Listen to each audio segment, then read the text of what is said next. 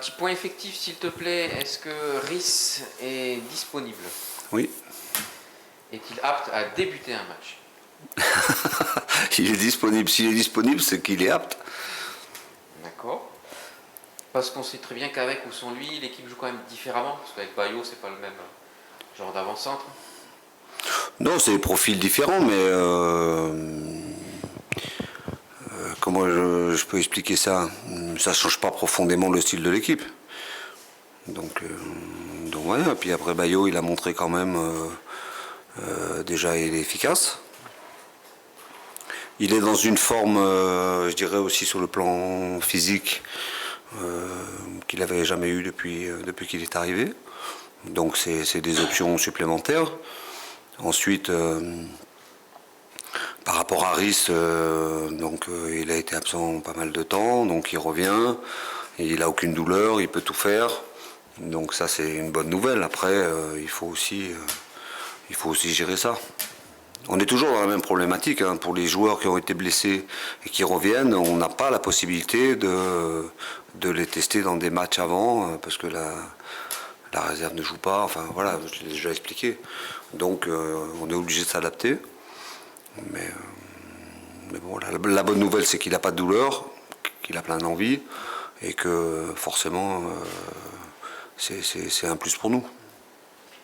Même question pour Sébastien? Non, Sébastien, il n'a pas repris avec le groupe. On peut encore estimer qu'il y a une dizaine de jours avant qu'il reprenne avec le groupe. Un peu plus sérieux que ce qu'on aurait imaginé au départ. Quelquefois, oui, on peut dire ça comme ça, mais des fois, la cicatrisation est un peu plus longue chez certains joueurs. Alors par contre, il s'entraîne, il a une progression aussi dans sa réathlétisation, mais aujourd'hui, il peut pas reprendre. Et puis après, lui aussi, c'est pareil.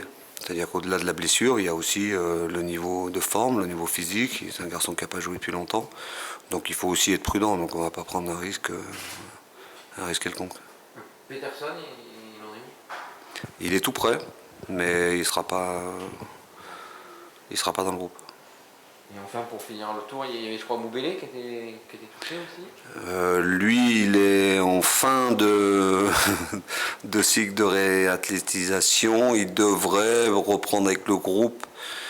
Je pense mardi ou mercredi. Donc, On a vu que tu étais ravi, et nous aussi d'ailleurs, de l'équipe bis, entre guillemets. Alors je dis bis parce que c'est les joueurs qui jouaient moins. Est-ce que ça te pose des problèmes supplémentaires? Est-ce que tu es un entraîneur embarrassé d'avoir le choix, ou enjoué justement d'avoir le choix? Non, ça me pose aucun problème. Hein. Je suis plutôt satisfait, plutôt content, et plutôt ça me donne des atouts supplémentaires surtout. Et puis ça conforte aussi cette unité qu'il y a dans le groupe. Donc moi je trouve ça très très bien. Ça me met aucun problème supplémentaire, aucune pression supplémentaire. Je sais que je peux compter sur tout le monde, mais je le savais avant. Hein. Parce que dans l'attitude, je le dis toujours, les joueurs me montraient des signes qui allaient dans ce sens-là.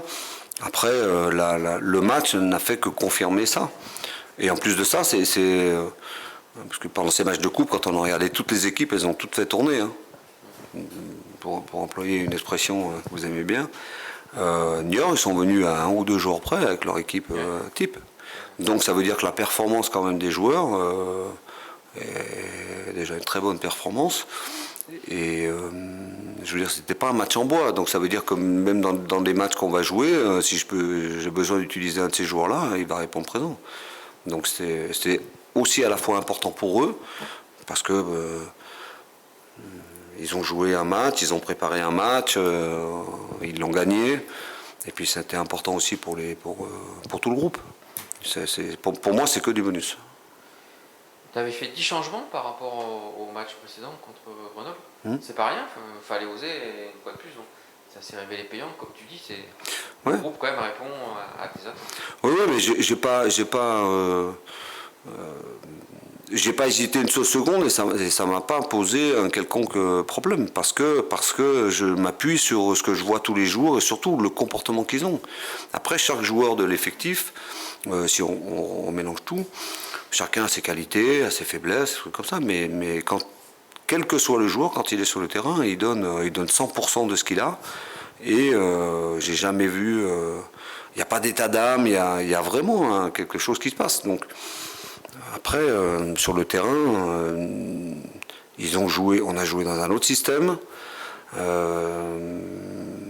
n'y a vraiment pas de souci. C'est pas quelque chose qui m'a inquiété. Hein. Donc, mais après, c'était nécessaire de le faire. Je pense que si toutes les équipes l'ont fait, c'est bien qu'il y a ce problème de calendrier. Il y a aussi ce problème de gestion des joueurs qui jouent pas ou peu, parce que tous les clubs ont la même problématique que nous. Hein. Ils organisent des oppositions, tout ça. Donc voilà. Donc c'était l'opportunité aussi d'avoir, de faire jouer ces joueurs et puis de voir que déjà sur le plan physique, c'était pas trop mal, même si certains ont fini un petit peu fatigués. Ça, c'est le manque de rythme. Si je prends un garçon comme Moussa, par exemple, il a fini très fatigué, mais ça, c'est aussi parce qu'il a découvert l'exigence d'un nouveau poste pour lui, puisque moi, je le préfère au milieu et je trouve qu'il. Enfin, sur le match qu'il a fait, ça m'a conforté dans ce que je pense. Je pense que ça peut être un bon joueur au milieu de terrain. Mais bon, voilà, on court plus que quand on joue derrière. Donc voilà, mais autrement, non, c'est que des. Pour moi, c'est que du bonheur. Coach, le marathon se poursuit avec un déplacement à Sochaux, lundi 20h45, dans des conditions climatiques qu'on annonce plutôt fraîches. Comment vous préparez ce match? Et on se rappelle du match aller, ça avait été plutôt intéressant, pas spécialement récompensé en termes de points, mais qu'est-ce que vous attendez de vos joueurs et de cette rencontre? Comme toujours, on attend, enfin, je ne sais pas qu'on l'attend, on va se déplacer évidemment pour gagner le match. Après, j'aime pas faire des comparatifs quand même avec les matchs allés. Alors d'une part, en ce qui nous concerne, je crois que c'était le premier match d'une série. Donc on n'a pas aujourd'hui la même équipe qu'à ce moment-là. On n'est pas dans le même état aujourd'hui qu'on était dans ce moment-là. Sochaux à ce moment-là a été en tête, si je me souviens bien, ou dans le trio. C'est une équipe qui a beaucoup évolué depuis. C'est-à-dire qu'elle a un comportement aujourd'hui, notamment à domicile, où elle a beaucoup plus elle a élargi sa façon de jouer, elle a des possibilités plus importantes. Elle est toujours aussi redoutable sur les contres, mais elle est aussi capable, et c'est ce qu'elle fait à domicile, de poser le jeu et de jouer. Donc c'est une équipe qui joue un peu plus. Si je me souviens bien du match aller, on avait un bloc équipe très compact qui prenait pas beaucoup de risques et qui avait un jeu assez direct. Aujourd'hui, Sochaux, c'est autre chose.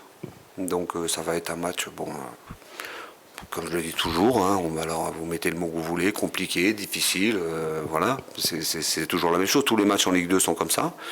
Et puis après, sur l'autre aspect que vous avez évoqué, sur les conditions de jeu, il va faire froid. Ils annoncent de la neige aujourd'hui, demain et lundi. Donc le stade de Sochaux, je le connais bien parce que c'est le même que Caen, c'est le même architecte qui l'a fait, donc la configuration est la même. La différence avec Caen, c'est que, là mon président me l'a rappelé, parce que j'avais des craintes quand même, enfin j'ai imaginé quelque chose par rapport à la tenue du match. Ils ont une pelouse qui est chauffée, donc normalement, le match devrait se jouer dans de bonnes conditions. Il va faire, bon, en plus s'il y a de la neige, ça veut dire qu'on est au-dessus de zéro, donc il va peut-être faire 1 degré ou 2 degrés, j'en sais rien, mais bon, donc voilà, on a déjà joué dans des conditions comme ça, quoi. En tout cas, je pense que la surface de jeu va être, compte tenu de tout ce que je viens de vous dire, là, le chauffage, tout ça, ils ont des bâches. Enfin, c'est pas une région où, à Caen, quand il neigeait, c'était elle plan sec. Hein. J'imagine à Toulouse, quand il neige, je pense qu'on n'est pas bien non plus. À Sochaux, ils ont quand même l'habitude. Donc c'est pas, je suppose que tout va être fait, va être préparé pour que le match se joue, quoi. Ruben Gabrielsen va arriver en conférence de presse après, il revient de blessure. Comment vous le sentez, et d'une manière plus générale, comment vous jugez son brassard, son évolution, son impact dans le groupe? Quel regard vous portez sur lui? De mieux en mieux, c'est un vrai capitaine. Au tout début, moi, quand je suis arrivé, il m'a semblé logique de lui donner le brassard, parce que ce garçon il a un mental très fort. Voilà, il y a plein d'éléments, même sans le connaître, qui m'ont fait penser qu'il avait un mental très fort.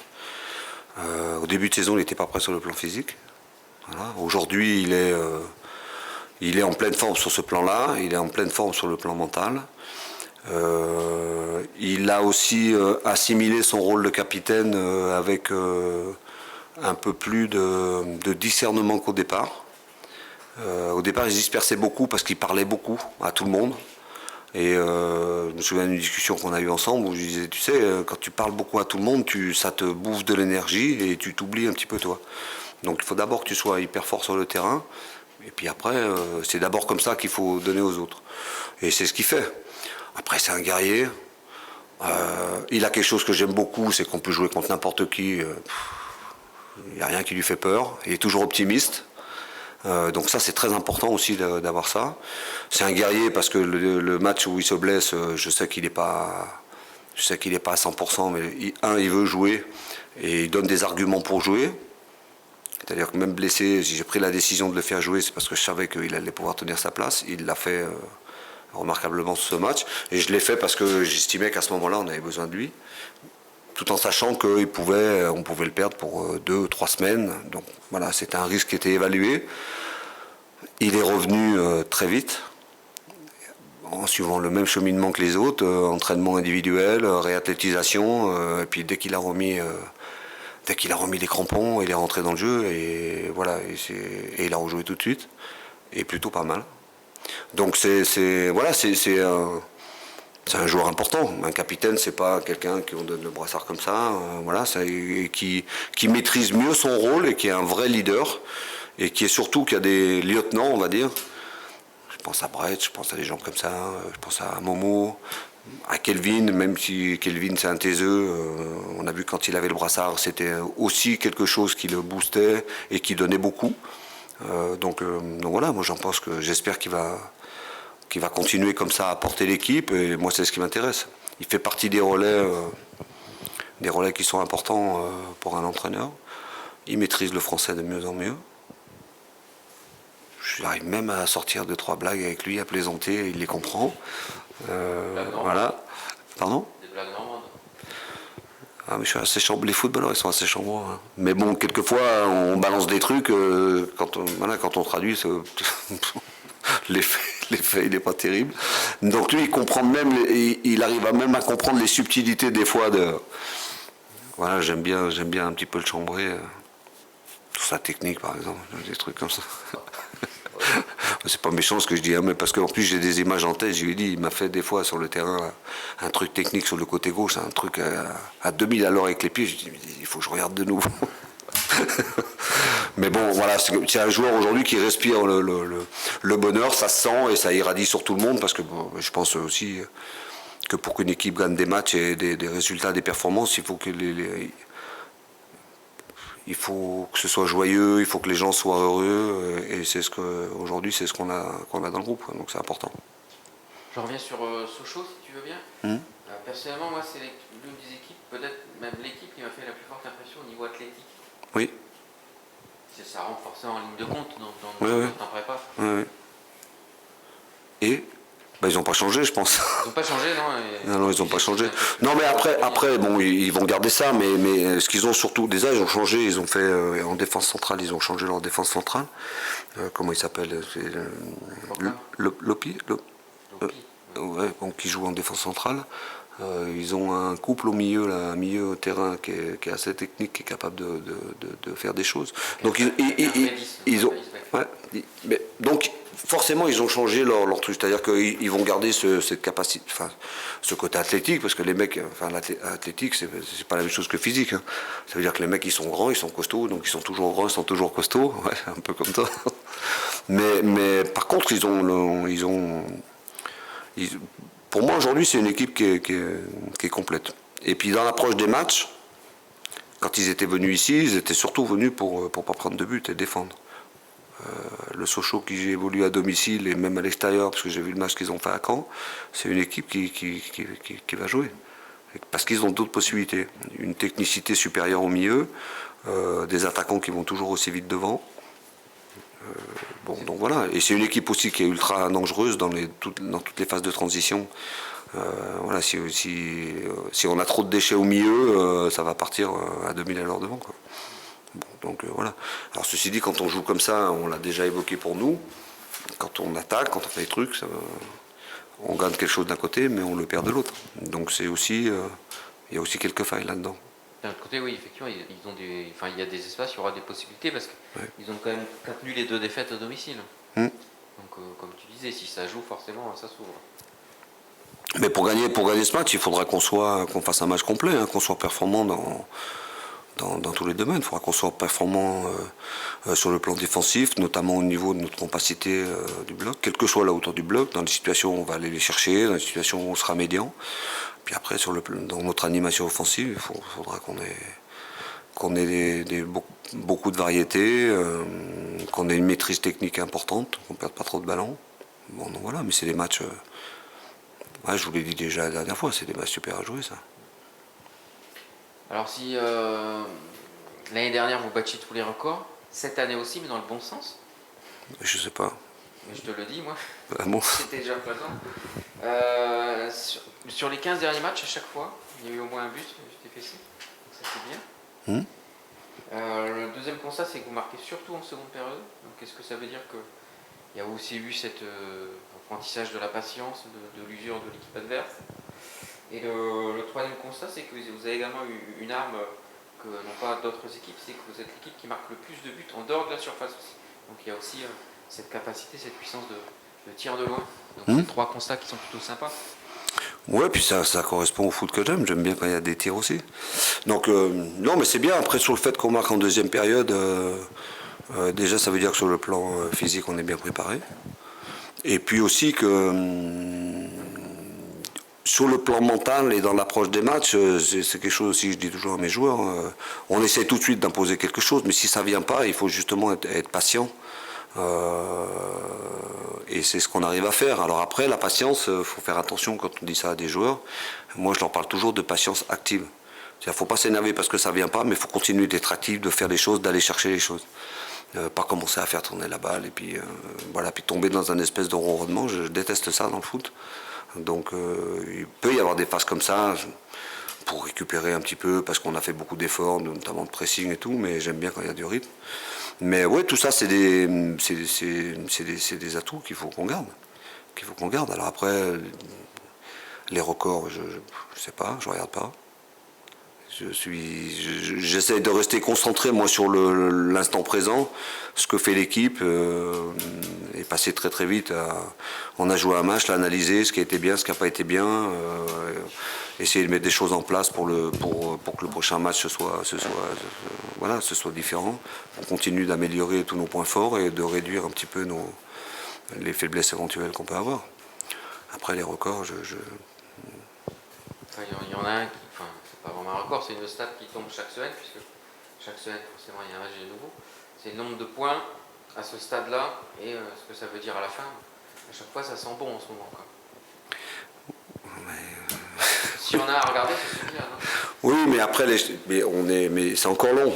Alors évidemment que si on reste sur cette dynamique et sur ce rythme de points, bon, oui, évidemment, on peut dire que ça sent bon et que ça va sentir bon, mais encore faut-il le faire. Et on a des adversaires qui sont aussi dans la même dynamique que nous. Hein. Troyes, Clermont, Auxerre, et il y a pour moi 7-8 équipes qui peuvent prétendre, on va dire, le top 5. Puisque tout le monde considère aujourd'hui que c'est aussi une nouvelle donne avec ces barrages, avec tous ces trucs-là. Voilà, on a l'impression que l'objectif de tout le monde, c'est d'être dans le top 5. Bon, voilà. Mais le top 5, ça ne vous donne rien. La difficulté de ce championnat, c'est qu'on sait qu'il n'y a que 2 places. Parce que même la 3e ne vous garantit pas. Voilà, puis je me suis déjà exprimé là-dessus, hein, tout est fait pour que le club de Ligue 1 reste en Ligue 1. Bon. Mais donc voilà, mais. Là aussi, il faut faire attention. Ce qu'on a fait, les points qu'on a, le rythme qu'on a, les joueurs sont allés le chercher à travers une unité, un groupe, un état d'esprit et aussi beaucoup de qualité sur le terrain, mais avec une exigence, un investissement de tous les jours. Donc moi je veille à ça, à guetter le moindre relâchement, le petit détail qui va faire que ça va moins bien se passer. Aujourd'hui c'est ça le travail. Continuer de progresser, continuer de donner confiance aux joueurs, mais surtout lutter contre le relâchement. Alors ça peut être un relâchement collectif, parce qu'aujourd'hui il y a des louanges autour de l'équipe. Donc c'est pas tellement ça qui m'inquiète. Ce qui m'inquiète un petit peu, sur les points sur lesquels je suis très vigilant, c'est toutes les louanges individuelles qui peuvent perturber le joueur. Donc voilà. Alors après, comme on ne peut pas tout maîtriser, notamment les réseaux sociaux par exemple, donc on essaie de travailler sur tout ce que nous on peut maîtriser, et ça passe aussi par beaucoup de discussions. Parce que dans cette équipe, il y a des joueurs d'expérience, mais il y a aussi beaucoup de jeunes joueurs. Et notre réussite, elle va aussi passer par là. Quelle capacité ces jeunes joueurs vont avoir de rester comme ils sont, de rester comme ils étaient, et ce qui leur a permis d'être là où ils sont aujourd'hui. Mais aujourd'hui, c'est qu'une étape. On veut aller plus haut, puis ces joueurs-là, ils doivent avoir de l'ambition, et il ne faut pas qu'ils se satisfassent de ça. Donc mon plus grand problème, c'est celui-là. Mais encore une fois, j'ai parlé tout à l'heure du capitaine, j'ai parlé des lieutenants que j'ai, les lieutenants du capitaine, et de ces joueurs qui sont dans l'effectif et qui ont de l'expérience. J'ai un vestiaire qui veille à ça aussi. Donc c'est intéressant. C'est intéressant. Très régulièrement, j'ai des discussions avec un groupe de joueurs, là, dit d'expérience. Ils sont attentifs à ça. Ils sont aussi attentifs à ça. Le hasard du calendrier fait que si en englobant le derby de la Garonne à Bordeaux, ça va faire 4 déplacements sur les 5 prochains matchs. Bon, même si avec le fait qu'il n'y ait pas de spectateurs, ça ne change pas grand-chose pour le jour lui-même. Au niveau de la fatigue, de la récup et tout, forcément, il va y avoir un aménagement peut-être un peu plus spécifique de votre part. C'est quelque chose auquel on a réfléchi, et on met en place des phases de récupération importantes, des soins, toutes ces choses-là, mais ça va aussi jouer là. Par exemple, le match à Sochaux, on joue à 9h, donc c'est un truc, là, on va rentrer à 2h30 du matin. Mais on ne peut pas faire autrement, parce que si on peut revenir. Non, mais voilà, parce qu'il y a des problématiques d'avion. S'ils gèlent, on peut pas décoller parce qu'ils n'ont pas le dégivrage. On est obligé de faire une demi-heure de bus de plus. Donc je crois qu'il y a 1 heure ou 1h30 pour aller à l'aéroport. Enfin, j'en sais rien. Donc tout ça, évidemment, c'est fait. Donc après, on discute avec le staff médical, avec le préparateur physique. On met en place... voilà. On laisse dormir les joueurs. On fait des séances qui sont adaptées. Mais surtout, ce qui est important, c'est de sensibiliser les joueurs à l'importance de ce qui se passe entre ces matchs, de la récupération. Donc c'est pour ça qu'un jour de plus, un jour de moins, ça peut avoir son importance. Mais bon, après, ça c'est des choses qu'on ne les maîtrise pas. Le calendrier, il est comme ça. Donc on s'adapte. Mais c'est un de nos soucis. C'est un de nos soucis. Mais encore une fois, je suis dans un club où tout est mis à disposition des joueurs pour qu'ils récupèrent le mieux possible. Et je vais finir là-dessus. Quand on a évoqué la victoire en coupe, j'ai dit la victoire appelle la victoire, mais ça fait aussi du bien à la tête, et ça fait récupérer plus vite. Donc voilà. Donc, qu'on reste sur la même dynamique, et puis on arrivera à passer ce cap-là, mais c'est pareil pour toutes les équipes. Hein. Et justement, toujours au niveau d'un point calendrier, en Coupe de France, la rencontre face à Bordeaux a été programmée mercredi 10 février à 14h45, si je ne me trompe pas. Est-ce que vous avez une réaction par rapport à cette heure ? Moi, elle me convient très bien. C'est le 45 que je ne comprends pas. 15h, ça aurait été bien, mais ça va pas changer beaucoup. Non, je trouve que c'est bien. À 5h, le match est fini. À 5h30, on est dans le bus. Parce que je pense qu'on ne va pas y aller en avion quand même. Non. Et puis on sera rentré de bonne heure. Et là, on sera de nouveau dans une phase de récupération. Non, ça ne me perturbe pas. Ça ne change pas. Voilà. Je sais peut-être par rapport plus aussi aux supporters, peut-être, qui ont moins l'occasion de suivre la rencontre, surtout face à Bordeaux, qui ont une rencontre attendue. Est-ce que c'est peut-être pas un peu décevant cet horaire? Alors, ouais, mais bon, là, je me base vraiment sur mon rôle d'entraîneur, de technicien. Voilà, après, mais de toute façon, les pauvres, ils ont tellement de contraintes. Mais les horaires, on les maîtrise pas, les diffusions, on les maîtrise pas, quand il y en a. Donc voilà, mais je sais bien tout ça. Je sais bien, mais après, pour nous, c'est mieux de jouer à cette heure-là que de jouer le soir. Voilà, donc après, pour eux, évidemment, ça pose des problèmes, mais bon. Après, voilà. Ok. Autre chose, il y a... Dernière question, d'accord. Il y a eu 3 nouvelles arrivées lors du coup de ce mercato hivernal. Individuellement, qu'est-ce que vous attendez de ces nouvelles recrues? Des nouvelles recrues? Ouais. Qu'elles soient bonnes. Non, mais après, on attend. Bon, déjà, les pauvres, les 2 recrues qu'on a faites, elles sont indisponibles. Vous parlez de ça, hein, les 2 joueurs qui viennent d'arriver. Donc déjà, il faut les remettre en ordre de marche. Puis après, ce que j'attends surtout, c'est qu'elles se fondent dans le collectif, qu'elles intègrent très vite, alors sur le terrain, tous nos principes de jeu, et puis aussi un petit peu notre identité, nos valeurs, enfin tout ça. Donc voilà, mais encore une fois, j'ai pas trop de crainte par rapport à ça, parce que les 2 joueurs qui sont arrivés, déjà je pense qu'ils avaient pas mal étudié l'effectif qu'on avait, l'équipe, comment on jouait, tout ça, parce qu'ils avaient une bonne connaissance de leurs partenaires déjà en arrivant. Mais l'idée, c'est qu'ils soient intégrés le plus vite possible. Et quand je parle de la qualité du groupe, chaque fois qu'un joueur est arrivé, mon discours est toujours le même. Il faut faire en sorte de l'intégrer le plus vite possible, de faire tout ce qui est en notre pouvoir pour que le joueur se sente le mieux possible. L'idée, c'est ça, c'est que le joueur soit ait très vite l'impression d'être chez lui, d'être dans un club où il est depuis longtemps, de connaître tout le monde. Donc voilà, c'est ce qui se passe. Alors, vous ne pouvez pas le vérifier parce que les joueurs ont des soucis physiques, mais c'est ça l'idée. L'idée principale, c'est celle-là. Alors c'est le travail évidemment du staff, mais c'est aussi un travail de la part du groupe et puis de tout le club. Et encore une fois, je suis aussi dans un club où chaque fois que des joueurs arrivent comme ça, il y a une prise en charge. Les joueurs ne sont pas laissés à l'abandon, on s'en occupe sur le terrain, on s'en occupe en dehors du terrain, mais c'est important que les joueurs y ressentent ça. Merci beaucoup. Merci à vous. Merci.